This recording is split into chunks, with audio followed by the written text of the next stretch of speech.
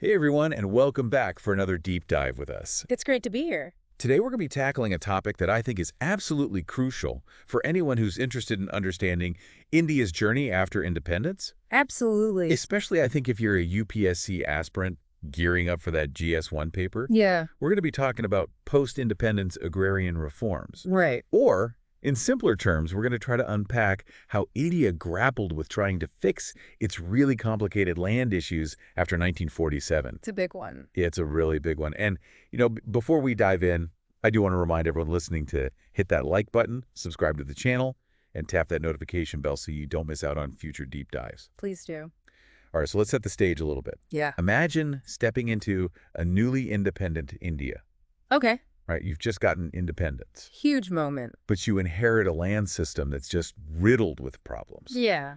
Millions of people dependent on agriculture, but trapped in this cycle of poverty. Yeah. It was a real challenge. That's where agrarian reforms come in. Right. And that was this massive undertaking that really impacted the lives of so many people. It wasn't just policies and laws. It Right. was about people, their livelihoods, and really their hopes for a better future. Absolutely. Independent India inherited a system where large landowners, we call them zamindars, they held immense power. Wow. And while tenant farmers, they really struggled to make ends meet. It's almost like a scene out of a history book, right? Absolutely. Like you can almost picture it so clearly. Yeah.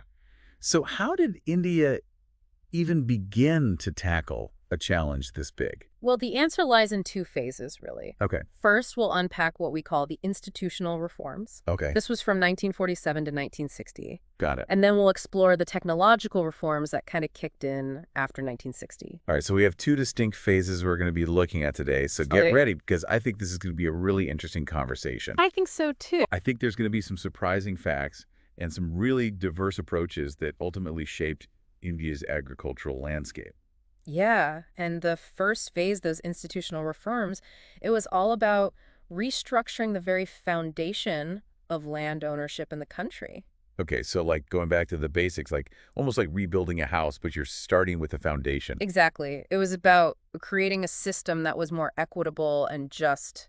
I see. And I think one of the best examples of this is the Kumarapa Committee, Right. which was formed in 1949. Yeah, a pivotal moment. So this committee was tasked with really kind of analyzing the agrarian situation Yeah, and coming up with proposing solutions. huge task. And their recommendations were really detailed. They were. And they became like the blueprint for change. Yeah, the Kumarapa Committee, they advocated for abolishing the zamindari system entirely Wow. and transferring that land ownership to the cultivators So themselves. essentially cutting out the middleman. Yeah, empowering the farmers who actually worked the land. That makes a lot of sense. And that led to the Zamindari Abolition Acts, right? Exactly. These were landmark legislations, Huge. but they weren't without their challenges. I can imagine. Yeah, I bet you can. So what were some of those challenges? Because it sounds like a really great idea in theory. Yeah, well, the Zamindari Abolition Acts face a lot of resistance Yeah, from the zamindars themselves, that makes sense. who were obviously reluctant to give up the power and privilege that they had. So they had been in power for so long, and all of a sudden it's like, we're changing the rules of the game. Exactly. It resulted in really lengthy legal battles. Wow. And in some cases, we even saw the emergence of new intermediaries Oh, wow. who kind of stepped into the void and continued to exploit the farmers. So they found a way to kind of work around the system. Exactly. Yeah. It's like they say sometimes the system finds a way to maintain itself. Yeah, it's like whack-a-mole, right? You get rid of one problem and another one pops up. Exactly.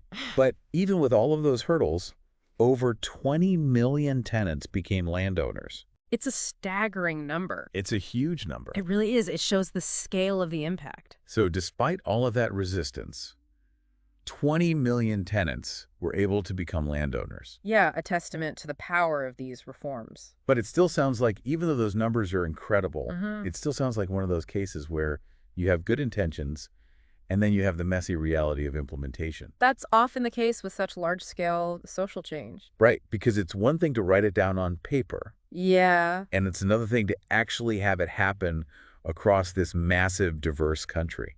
Absolutely. And it wasn't just about land ownership either. Okay. There were also these tenancy reforms, Okay. which were aimed at protecting the rights of those who actually worked the land. So not just who owned it, but who was actually doing the farming. Precisely. Okay. These reforms tried to regulate rents, Okay. provide security of tenure, and prevent the eviction of tenants. So trying to make sure that those farmers had some stability. Exactly. They needed that sense of security to invest in the land and improve their livelihoods. It makes sense to give them that reassurance so they can actually farm effectively.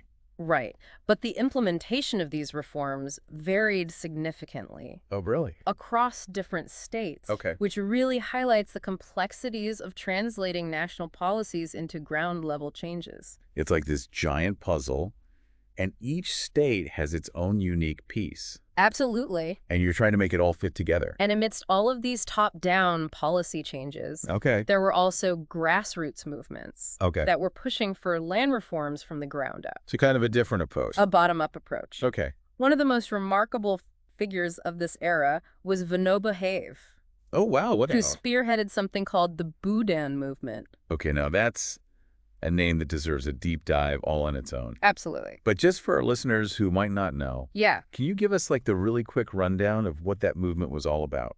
Imagine walking from village to village, Okay. convincing landowners to voluntarily donate their excess land Wow.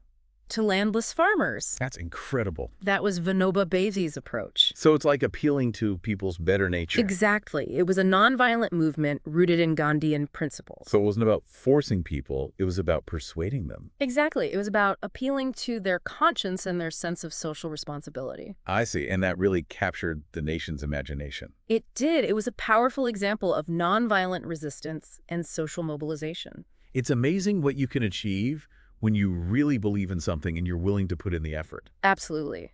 But over time, the movement's momentum did decline, Well, really? which highlights the challenges of sustaining these kinds of initiatives over the long term. Because you need that constant energy and you need people to kind of stay engaged over years and years. Exactly. It's difficult to maintain that level of enthusiasm and commitment over time. But it's still inspiring to see the power of people coming together for a common cause, even if it doesn't always achieve everything it sets out to do. Right. And speaking of collective action, Okay. there's another really fascinating story that emerges during this period. Okay, let's hear it. One that might seem unrelated at first, Okay. but actually ties in beautifully with this theme of agrarian reforms. All right, I'm intrigued. The story of AUL. Wait, AEL? Yeah, The milk brand. the one and only. What does that have to do with land reforms? That's a great question. I know, right? Yeah. It seems like a completely different topic. It does, but trust me on this one. Okay, I'm trusting you. This is where it gets really interesting. Okay, I'm ready. AUL, the iconic Indian dairy brand, is a shining example of how cooperatives can empower farmers Oh, okay. and transform an entire industry. So instead of focusing on just individual land ownership, Right. what if farmers could work together and kind of share the benefits? Exactly. That's the essence of a cooperative. Okay, I see. And AUL is a testament to its success. So it's like a team effort, a collective approach to solving problems and achieving goals. Exactly. AMUL's success was built on what we call the Anand pattern, Okay. pioneered by a visionary leader named Dr. Verghese Kurian. Okay. Imagine local milk producers joining hands, Okay. managing everything from production to processing to marketing Wow. as a unified force.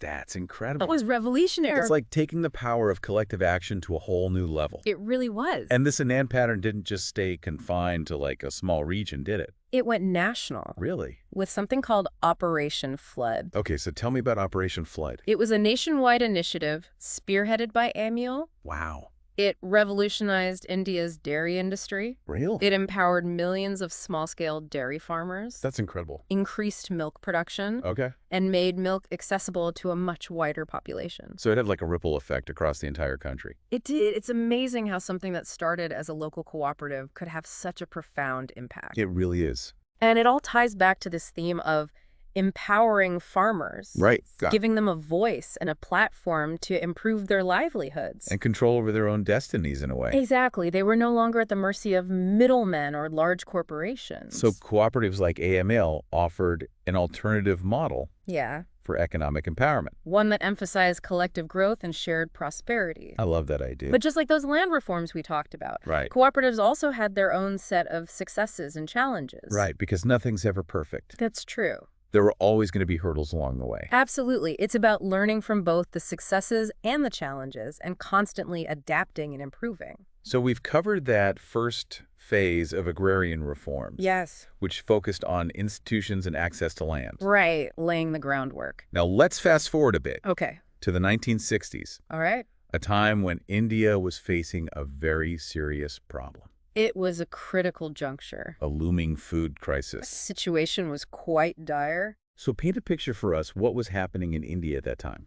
Picture this, a nation struggling to feed its growing population. Right. A situation that demanded some drastic measures. And those drastic measures led to the Green Revolution, right? Precisely. This period marked a really radical shift. It was a paradigm shift in India's agricultural practices, Okay. a move towards technology and significantly increasing food production.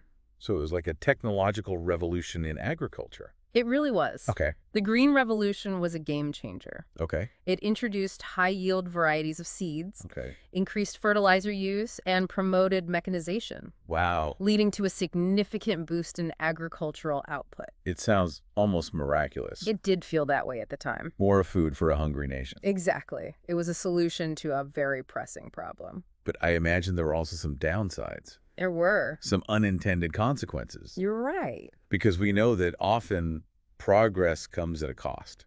It often does. So what were some of those unintended consequences? While the Green Revolution undoubtedly increased food production, it also led to some regional disparities. Okay, so some areas benefited more than others. Exactly. The benefits weren't evenly distributed across the country. Okay.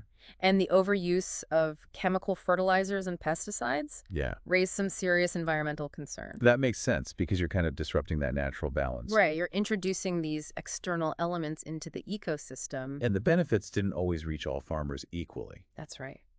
So you had some farmers who were really thriving Yeah, they had the resources and the knowledge to adopt these new technologies. and others who were kind of left behind. Exactly. They lack the means to participate fully in the Green Revolution. It's a reminder that progress is complex. It is. And even the most well-intentioned solutions can have unintended consequences, It's crucial to approach these developments with a critical eye.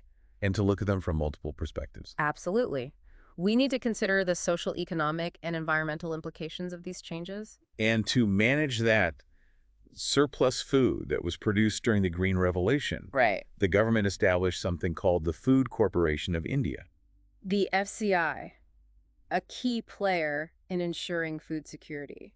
So the FCI played a crucial role in making sure that the food reached the people who needed it.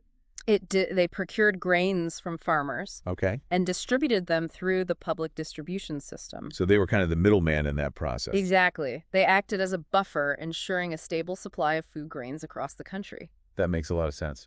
But our deep dive today isn't just about land ownership cooperatives in the Green Revolution. It's about something bigger. It's also about the various social movements Right. that emerged during this period. It was a time of great social and political ferment.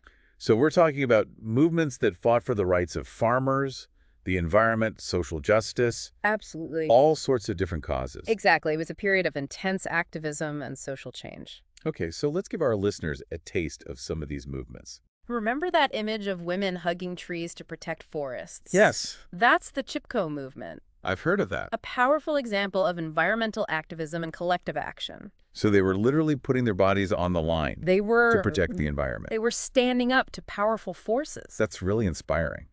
It is. And it shows the power of ordinary people to make a difference. Absolutely. And the Chipko movement was just one of many. It's just the tip of the iceberg. So many movements that were shaping India during this era. We also had the Narmada Bachao Andolan, Okay. which challenged these large dam projects Wow. and advocated for the rights of displaced communities. So they were looking at the human cost of development. Exactly. They were raising important questions about the impact of these large infrastructure projects on local communities. And then there was the Silent Valley movement in Kerala, Right. which fought to protect a pristine rainforest. A biodiversity hotspot Wow. from being submerged for a hydroelectric project. So again, this tension between development and environmental protection. Exactly. Finding a balance between meeting our energy needs and preserving our natural heritage. It's like a constant struggle, right? It is. Trying to weigh those different priorities. And each of these movements had its own unique story, Right. its own set of challenges and triumphs. Because every movement is different. They are. They all have their own context and their own set of goals. They highlight the diversity of voices and perspectives that were shaping India during this era. So it wasn't just one monolithic movement. Not at all. It was a whole tapestry of different movements. A kaleidoscope of activism and social change. I love that image. It captures the dynamism of this period. And we had fisheries movements, Right. protecting the livelihoods of traditional fishing communities Exactly. against the encroachment of large-scale commercial fishing. They were fighting for their way of life, Their traditional practices their cultural heritage. and women's movements Absolutely. continued to gain momentum during this time, They were at the forefront of many of these struggles. addressing issues like land rights, Right. employment, and violence against women. They were demanding equality and justice. It's incredible to see how people from all walks of life It was a truly transformative period. organized and demanded change. People were no longer passive recipients of policies. They were active participants, They were shaping their own destinies. taking control of their lives. Exactly. They were agents of change. And we can't forget about the Dalit movements, Absolutely not. fighting for social justice and empowerment, Challenging centuries of discrimination and oppression.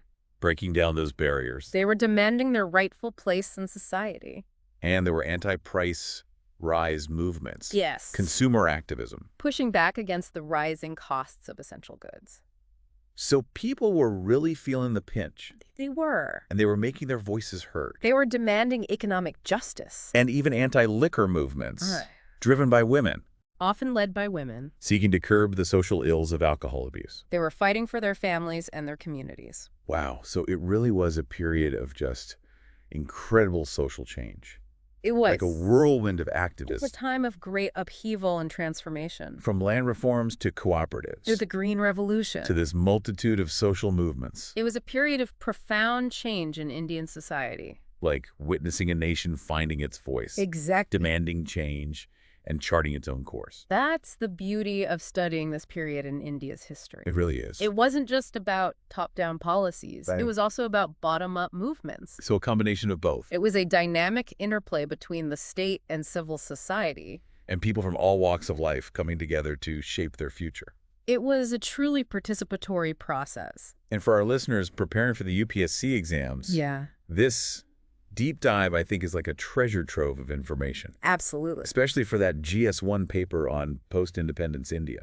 It's a gold mine of insights. It's not just about memorizing facts and figures. It's about understanding the context, Right. the complexities, The challenges, the successes. the lessons learned Exactly. It's about seeing the big picture. from this really transformative era in India's history. It's about connecting the dots, Exactly. seeing how these diverse threads Okay. of agrarian reforms, Mhm.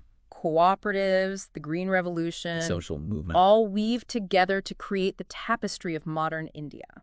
So it's not just about individual events.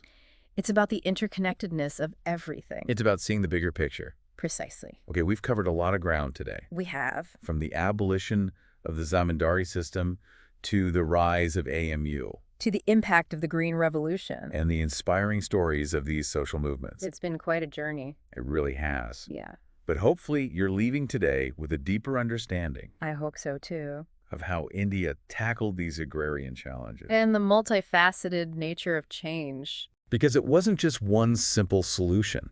Not at all. There were so many different approaches Multiple layers of complexity. and different perspectives. And it's an ongoing process. Absolutely. We're still grappling with many of these issues today, Right. but understanding the past can help us navigate the present and shape the future. Okay, we've only scratched the surface. We have. But hopefully this deep dive has sparked your curiosity I hope so. to explore further. Because this is just the beginning. Exactly. It's a starting A point. jumping off point for your own exploration. And as you continue your learning journey, Yes. here's a thought-provoking question Okay, I like it. to ponder. All right, let's hear it. How have these historical reforms shaped contemporary India? That's a great question. What lessons can we draw from the past Yes. to address the ongoing challenges in agriculture and social equity? It's a question that deserves our continued attention and critical thinking. It's not just about looking back. It's about learning from the past. It's about equipping ourselves to build a better future. Exactly. And, hey, before we wrap up, Yes. don't forget to hit that like button. Please do. Subscribe to the channel And ring that notification bell. so you don't miss out on future deep dives. We'll see you next time. Until next time, keep Yeah. exploring, keep learning, and keep asking questions. Absolutely. All right, bye, everyone. Bye. Yeah, it was a time of immense change and upheaval across India, wasn't it? It really was. And there were just so many different forces at play, right? Absolutely. You had all of these policy changes happening at the top. Right. But then you also had all of these grassroots movements. Yeah, pushing for change from below. So it was kind of like this top-down, bottom-up kind of dynamic. Exactly, and sometimes those forces were aligned, Okay. and sometimes they were clashing. So it wasn't always a smooth process. Not at all. It was messy and complicated. But that's what makes it so fascinating to study. Right, because it's real life. It is. It's not just some textbook theory. It's about people's lives, their Yeah. struggles, their triumphs. Their hopes, their dreams, their disappointments. Exactly. It's history in action. Okay, so let's talk about some of these social movements in a bit more detail, All right. because we've kind of just touched on them briefly, We have. but I think they deserve a deeper dive. They do. Each one has a fascinating story to tell. And for our listeners who are maybe preparing for those UPSC exams, Yeah, this is really important stuff to know. absolutely. It's not just about memorizing names and dates. It's about understanding the context, the motivations, the ideologies, the impact of these movements. because that's what really helps you understand the broader picture of India's post-independence journey. It's about seeing the connections, the patterns, the underlying forces that shaped events. Okay, so where do you want to start? Well, let's start with the Narmada Bachao Andolan. Okay, I've heard of this one. It was a really significant movement Okay. that challenged the construction of large dams. Wow, so they were taking on some really powerful interests. They were up against the government, big corporations. So it was a David and Goliath kind of situation. In many ways it was. And what were they advocating for? They were advocating for the rights of displaced communities. Okay, so those who were being forced to relocate because of the dam construction? Exactly. They were raising important questions about the human cost of development. Because often when we talk about development, Yeah. we forget about the people who are actually impacted by it. Right. We focus on the big picture, the economic benefits, the infrastructure improvements. But we don't always see the individual lives that are disrupted. And the Narmada Bachao Andolan brought those voices to the forefront. So it was about giving a voice to the voiceless. Exactly. It was about challenging the dominant narrative of development and progress. And making sure that the costs and benefits were more equitably distributed. And it wasn't just about displacement either. Okay. They were also concerned about the environmental impact of these large dams. Right, because dams can have a huge impact on ecosystems. They can disrupt river flows, alter habitats, displace wildlife. So it was a really multifaceted movement, It was. addressing both social and environmental concerns. And it sparked a national debate about the direction of development in India. It's amazing how one movement can have such a ripple effect. It's a testament to the power of collective action and the importance of challenging the status quo. Okay, so what about the Silent Valley movement? That was another really inspiring example of environmental activism. And this one was in Kerala, right? It was. So tell us a bit about that. The Silent Valley is a pristine rainforest Right. in the Western Ghats of Kerala. So like a biodiversity hotspot. It's incredibly rich in flora and fauna, many species found nowhere else on Earth, Wow. And they were trying to protect it from what? from being submerged for a hydroelectric project. So again, this tension between development and conservation. Exactly. And how did the movement unfold? Well, it started with a small group of scientists and environmentalists Okay. who recognized the ecological importance of the Silent Valley. They saw what was at stake. They did, and they raised the alarm. And how did they mobilize people? They used a variety of tactics. Okay. Public awareness campaigns, Okay. scientific studies. Legal challenges. They even got international attention. Wow. So they really went all out. They were determined to save the Silent Valley. And they succeeded. They did. In the end, the government decided to abandon the dam project. That's incredible. It was a major victory for the environmental movement in India. And a testament to the power of persistence Yeah. and the importance of scientific evidence in policymaking. Absolutely. Okay, so we've talked about movements focused on land rights Yes. and environmental protection. What about those focused on livelihoods? Right, because people need to be able to make a living.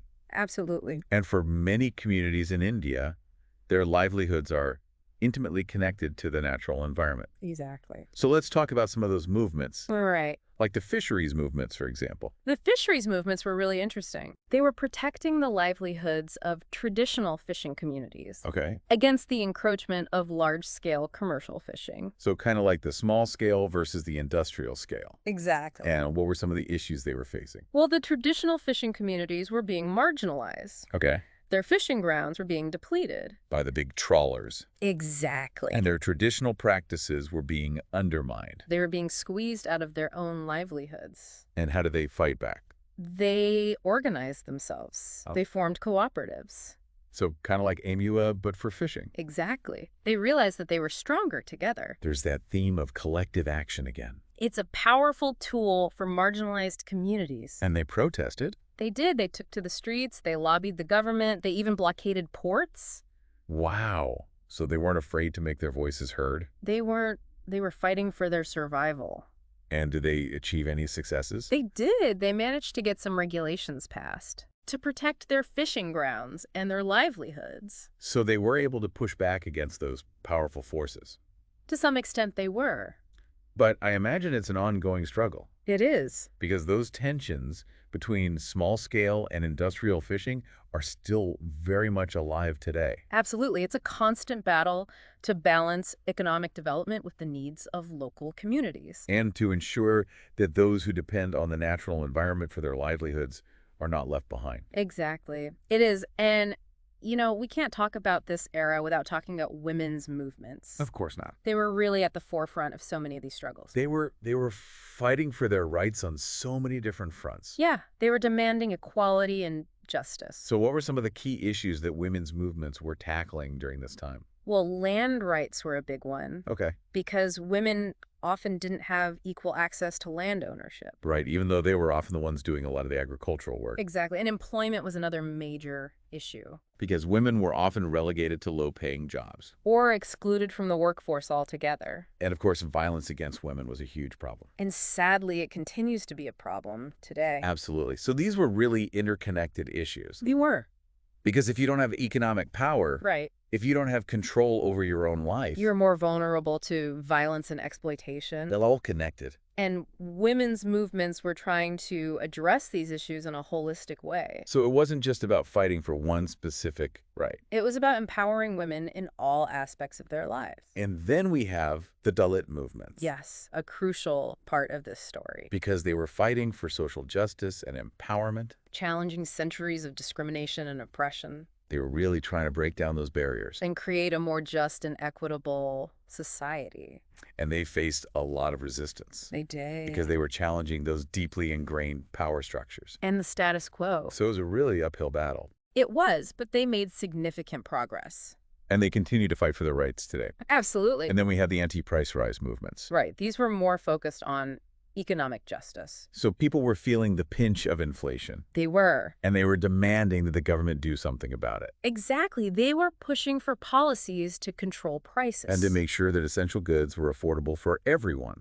And then there were the anti-liquor movements. Right, which were often led by women. Yeah, they saw the devastating impact of alcohol abuse on their families and communities. And they decided to do something about it. They organized, they protested, they demanded that the government take action. It's amazing how these movements were all interconnected in a way. They were. They were all fighting for different things. But they were all ultimately striving for a more just and equitable society. So we've covered a lot of ground today. We have. From land reforms to cooperatives to the Green Revolution to this incredible array of social movements. It's been quite a journey. It really has, and I hope you've enjoyed it. I have. I hope you've learned something new. I hope you've been inspired.